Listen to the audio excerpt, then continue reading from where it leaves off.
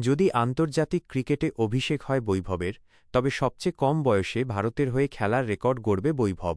ভেঙে দেবে শচীনের ৩৭ বছরের পুরনো রেকর্ড। অপেক্ষা আর ২ মাসের। তারপরেই শচীন তেন্ডুলকরের রেকর্ড ভেঙে দিতে পারে বৈভব সূর্যবংশী।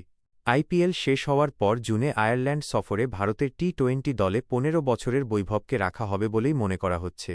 যদি সত্যিই আন্তর্জাতিক ক্রিকেটে অভিষেক হয় বৈভবের, তবে সবচেয়ে কম বয়সে ভারতের হয়ে খেলার রেকর্ড গড়বে বৈভব। ভেঙে দেবে শচীনের ৩৭ বছরের পুরনো রেকর্ড। ১৯৮৯ সালে ১৬ বছর ২০৫ দিন বয়সে পাকিস্তানের বিরুদ্ধে টেস্ট খেলেছিলেন শচীন। দ্য ইন্ডিয়ান এক্সপ্রেস সংবাদপত্রের প্রতিবেদন অনুযায়ী আয়ারল্যান্ড সফরের জন্য বৈভবকে ইতিমধ্যেই সম্ভাব্য তালিকায় রাখা হয়েছে।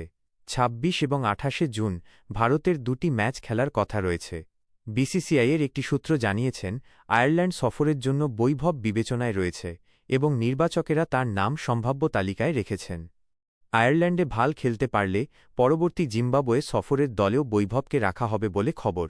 সেখানে ২৩ থেকে ২৬ জুলাইয়ের মধ্যে ভারতের ৩টি ম্যাচ খেলার কথা রয়েছে।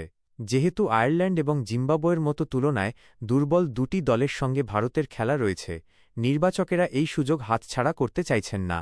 বিভিন্ন মহল থেকে দাবি উঠেছে, আর অপেক্ষা না করে বৈভবকে এখনই জাতীয় দলে খেলানো হোক। বোর্ডেরই প্রাক্তন কোষাধ্যক্ষ এবং বর্তমান আইপিএল চেয়ারম্যান অরুণ ধুমল কিছুদিন আগেই সমাজমাধ্যমে লিখেছিলেন, এবারের আইপিএলে বৈভব সূর্যবংশীর কি অসাধারণ ব্যাটিং প্রদর্শনী। ওর পারফরম্যান্স বিবেচনা করলে এই বলতেই হয়, এই বিস্ময়কর প্রতিভা অবশ্যই সর্বকনিষ্ঠ খেলোয়াড় হিসেবে ভারতের হয়ে অভিষেকের দাবি রাখে। এত কম বয়সে এমন প্রতিভাবান কাউকে খুঁজে পাওয়া বিরল। ভারতের সর্বকনিষ্ঠ অভিষেককারী হিসেবে ওর খেলার সুযোগ পাওয়া উচিত।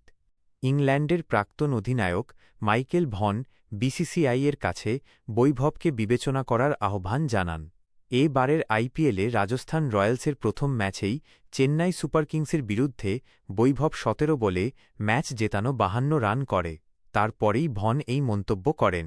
এরপর ইরফান পাঠান, হরভজন সিংহ সহ আরও অনেক প্রাক্তন ক্রিকেটার বিসিসিআইকে বলেছেন, আইপিএলের পরেই বৈভবকে ভারতীয় দলে নেওয়া হোক। অজিত আগরকরের নেতৃত্বাধীন নির্বাচক কমিটি অবশেষে এই আবেদনে সাড়া দিচ্ছে বলে মনে করা হচ্ছে।